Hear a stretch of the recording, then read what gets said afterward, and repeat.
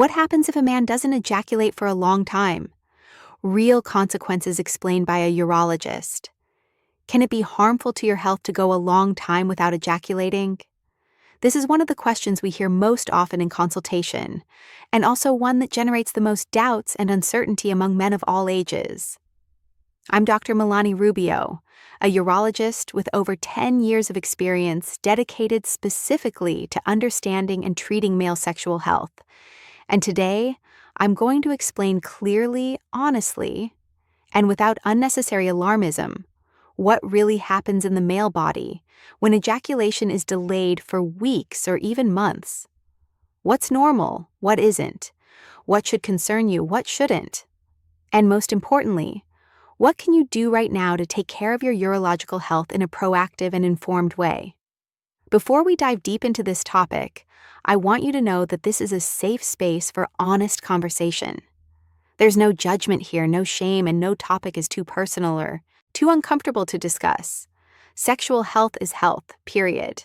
And understanding your body is the first step toward taking proper care of it. So let's begin. What is ejaculation and what is it really for? Ejaculation is a remarkably complex physiological process that involves multiple organ systems working in perfect coordination. The testicles, epididymis, seminal vesicles, prostate gland, vas deferens, and your entire nervous system all play critical roles.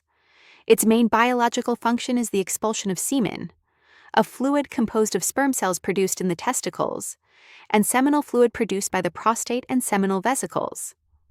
From an evolutionary perspective, ejaculation exists for reproduction, for the continuation of the species. However, and this is important to understand, it's not a vital function in the same way that breathing, eating, or your heart beating are vital functions. A man can live a long, healthy life without ejaculating and won't die from abstinence itself. But, and this is equally important, that doesn't mean it's irrelevant to his physical comfort, emotional well-being, or overall quality of life.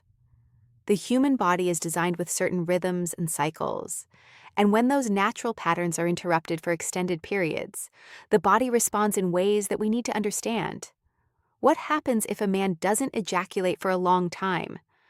From a strictly medical and physiological perspective, the male body has remarkable adaptation mechanisms built in. When there's no ejaculation over an extended period, several things happen internally, and most of them are completely benign and natural. First, semen doesn't accumulate dangerously inside your body like water building up behind a dam about to burst. That's a myth that causes unnecessary anxiety. The body has elegant ways of handling this. The organism naturally and continuously reabsorbs aged sperm cells through a process that happens automatically without any conscious effort on your part. Second, testosterone doesn't become saturated or reach dangerous levels simply because you're not ejaculating. Hormone levels regulate themselves independently of ejaculation frequency through complex feedback mechanisms involving the hypothalamus, pituitary gland, and testicles. Your reproductive system continues functioning normally. Seminal production continues at its regular pace, but without causing immediate damage or creating a medical emergency. However, and this is where nuance becomes important, the absence of immediate danger doesn't mean that side effects can appear, especially if the abstinence is prolonged over many weeks or months, and especially if there's active sexual desire that's being deliberately suppressed or that has nowhere to express itself. The body has ways of communicating when something feels off balance, and it's important to recognize and understand those signals. Physical consequences of not ejaculating for a long time. Number 1, prostatic congestion. This is one of the most frequent consequences we see in clinical consultation, and it's something many men experience, but few understand or talk about openly. What exactly is prostatic congestion? It's an accumulation of prostatic fluid, the liquid produced by your prostate gland, that isn't being drained regularly through ejaculation. Common symptoms that men report include a persistent feeling of pressure or fullness deep in the pelvis, a sensation that something is swollen or congested internally, discomfort in the perineum, that area between the scrotum and anus, a feeling of heaviness in the testicles that doesn't go away, discomfort when sitting for long periods, especially on hard surfaces. Some men describe it as a dull ache that they can't quite pinpoint, but that definitely affects their comfort throughout the day. Is this dangerous? No, it's not medically dangerous or life-threatening. But can it be uncomfortable and affect your quality of life? Absolutely. And that discomfort matters because your comfort and well-being matter. Number 2, discomfort when resuming ejaculation. After particularly long periods without ejaculating, sometimes stretching into months, some men report that when they do finally ejaculate again, the experience feels different. They describe more intense ejaculations than they're used to. Sometimes an initial sensation of pressure or fullness that feels almost uncomfortable, and occasionally a slight transient pain that resolves quickly. Why does this happen? After prolonged abstinence, there's often more seminal fluid that has accumulated. The pelvic muscles may be somewhat deconditioned from lack of use, and the prostate and seminal vesicles are expelling more material than they're accustomed to during a regular active sex life. The good news is that this is usually temporary and self-limiting. After a few ejaculations, things typically return to a more familiar, comfortable pattern. Number 3. Changes in semen quality and appearance. When you don't ejaculate for an extended time, you may notice several changes in your semen when you do finally ejaculate. The semen may appear thicker or more gel-like than usual. The volume of the initial ejaculation may be larger or occasionally smaller than you expect. The color might vary slightly, appearing more yellow or cloudy, rather than the typical whitish gray. Are these changes pathological? Do they indicate disease? In the absence of other worrying symptoms like pain, blood, or a foul odor, no. These are normal variations that occur when the ejaculatory pattern is disrupted. However, if you notice persistent changes, especially blood in the semen, significant pain, or other unusual symptoms that warrants a medical evaluation. Psychological effects of prolonged abstinence. Human sexuality isn't purely mechanical or physical. It has profound emotional, psychological, and neurological components that we cannot ignore. When a man goes for extended periods without ejaculating, especially if there's still sexual desire present that's being suppressed or unmet, several psychological effects can emerge. Possible effects include increased internal tension, a feeling of restlessness or being on edge that's hard to explain or articulate, irritability that seems to come from nowhere, a shorter fuse with everyday frustrations, difficulty concentrating on tasks that normally wouldn't be challenging, mental fog or distraction, a general decrease in well-being, a sense that something is slightly off even if you can't quite identify what. Why does this happen? Ejaculation triggers the release of several important neurochemicals. Endorphins, the body's natural pain relievers and mood elevators. Oxytocin, often called the bonding hormone, which promotes feelings of connection and relaxation. Prolactin, which contributes to sexual satisfaction and feelings of calm. When these regular neurochemical releases don't happen, for extended periods, some men notice the absence even if they can't consciously connect the dots. Does sexual desire decrease if you don't ejaculate? There's a widespread belief, almost a cultural assumption, that the longer a man goes without ejaculating, the greater and more intense his sexual desire will become, like pressure building and building until it becomes overwhelming. But is this actually true? The answer is more nuanced than most people realize. This belief is only partially true and only in the very short term. When abstinence is relatively brief, just days or a couple of weeks, desire often does increase initially. You might find yourself thinking about sex more frequently, becoming aroused more easily, or feeling more driven toward sexual activity. This is a natural response. However, when abstinence becomes prolonged, stretching into many weeks or months, something different happens neurologically. Desire may initially increase, reaching a peak, then it typically stabilizes, settling into a new baseline. In some cases, and this surprises many men, desire actually begins to decrease rather than continue increasing. Why does this happen? The brain is remarkably adaptive, constantly adjusting to patterns of behavior and stimulation. When there's prolonged abstinence, the brain progressively reduces its response to sexual stimuli. This happens because there's no behavioral reinforcement, no reward cycle being completed. Sexual thoughts and arousal lead nowhere, produce no release, and over time, the brain essentially learns to dial down the intensity of those signals. It's not a conscious decision, it's an automatic neurological adaptation.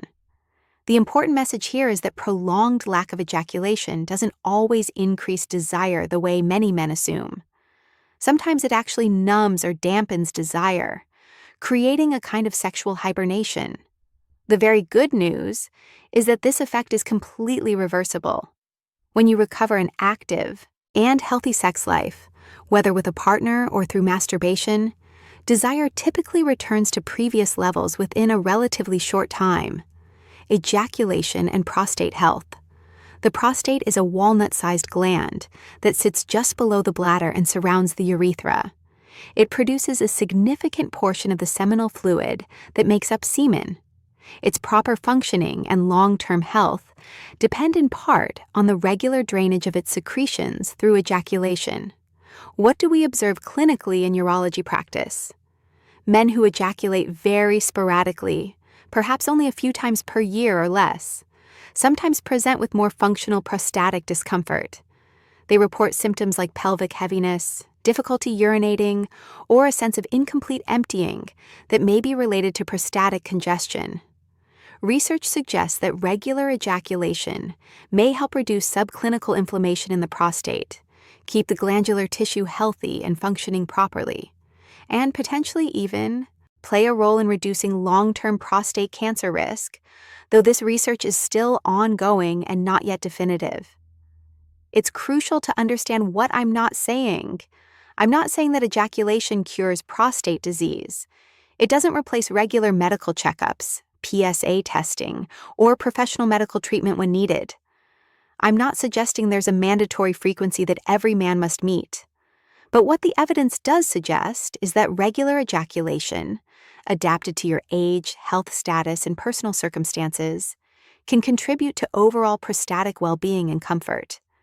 We're talking about regularity as a general principle of health, not about hitting some arbitrary number or feeling pressured to perform sexually when you don't feel like it.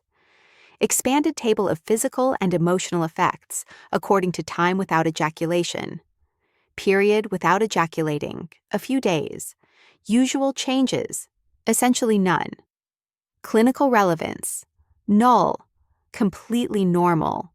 Period without ejaculating, 2 to 3 weeks. Usual changes, some increase in sexual desire, possibly some sense of fullness. Clinical relevance, normal and expected, no concern. Period without ejaculating, 1 to 3 months. Usual changes, possible mild prostatic congestion. Some men report low-level pelvic tension.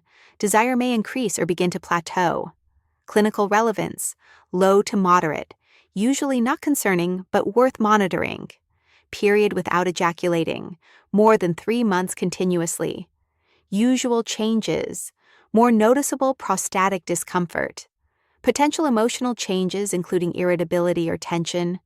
Changes in semen appearance when ejaculation resumes. Clinical relevance, moderate. Consultation recommended if symptoms are bothersome.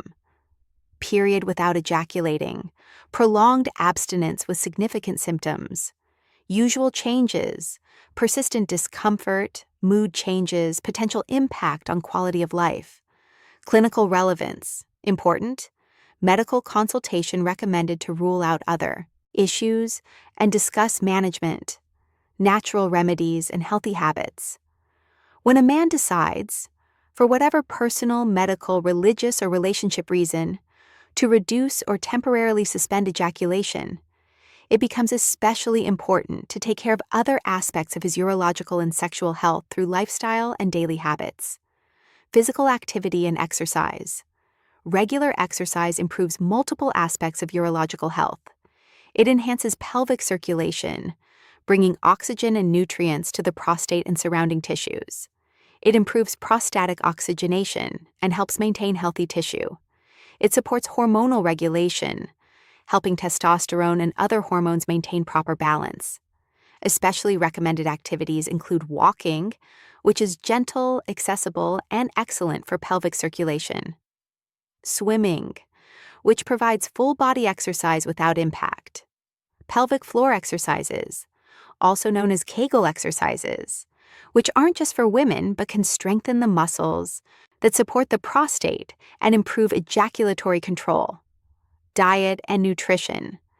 A healthy anti-inflammatory diet contributes significantly to reducing prostatic inflammation and improving overall prostatic function. Key foods to include regularly are nuts, especially walnuts and almonds, which provide healthy fats and zinc. Oily fish like salmon, sardines, and mackerel, rich in omega-3 fatty acids that fight inflammation. Leafy green vegetables, packed with antioxidants and nutrients. Tomatoes, which contain lycopene, a compound specifically studied for its potential protective effects on the prostate. Avoid prolonged sedentary behavior. Sitting for many hours without breaks, especially in office jobs or long commutes, can significantly worsen pelvic congestion.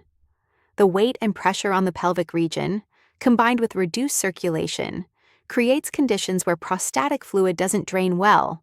We strongly recommend taking frequent active breaks. Stand up every hour, walk around for a few minutes, stretch, and give your pelvis a chance to decompress. Frequently ask questions from patients. Is it normal not to feel like ejaculating for a long time? Sexual desire naturally fluctuates throughout life and can temporarily decrease or even disappear for periods due to multiple factors: high stress at work or in personal life, physical or mental fatigue and exhaustion, emotional problems like depression or anxiety, hormonal changes that can happen at any age but are more common as men get older, specific life stages like after the birth of a child, during illness, or after loss. As long as there's no accompanying physical discomfort or significant psychological distress, temporary changes in desire usually aren't a medical problem requiring intervention.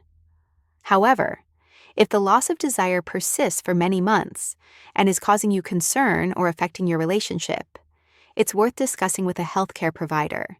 Can not ejaculating affect the quality of erections? In some men, prolonged abstinence can be associated with a lower initial erectile response when sexual activity resumes. The erections may be less firm at first, slower to develop, or less reliable than they were previously.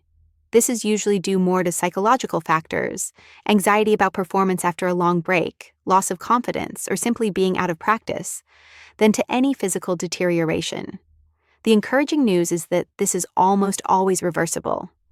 When you resume an active sex life, whether with a partner or through masturbation, erectile function typically returns to baseline within a few weeks. Can lack of ejaculation cause testicular pain? Yes, it can, though the mechanism is somewhat indirect. What happens is that pelvic congestion, when blood and fluids aren't circulating and draining normally, can create a sensation of heaviness, fullness, or mild aching discomfort in the testicles or lower abdomen. This is sometimes called blue balls. Colloquially, though, the medical term is epididymal hypertension. If you experience mild, dull discomfort that goes away after ejaculation, that's usually related to temporary congestion and isn't concerning. However, if you have sudden, severe pain, persistent pain that doesn't improve, swelling, redness, or any other alarming symptoms, we strongly recommend immediate medical evaluation to rule out conditions like testicular torsion or infection. Is it harmful not to ejaculate in older men? Not necessarily harmful, but the context matters. With advancing age, particularly after 60, the prostate naturally tends to enlarge in most men, a condition called benign prostatic hyperplasia. An enlarged prostate can become more sensitive to congestion and may benefit more noticeably from regular drainage through ejaculation. So while abstinence isn't harmful per se, regular ejaculation adapted to each person's capacity, desire, and circumstances can contribute to greater prostatic comfort and potentially reduce symptoms of prostate enlargement in some men. Can abstinence influence mood and emotional state? Yes, absolutely. As we discussed earlier, ejaculation releases several important neurotransmitters and hormones related to well-being, relaxation, and mood regulation. Its prolonged absence can be associated with greater emotional tension, increased irritability or a shorter temper, difficulty feeling relaxed or at ease, or a general sense that something is missing. It's important to emphasize that experiencing these effects doesn't mean you have a pathology or mental illness. It simply reflects the normal neurochemistry of human sexuality and the way our brains and bodies are interconnected. Conclusion and final thoughts.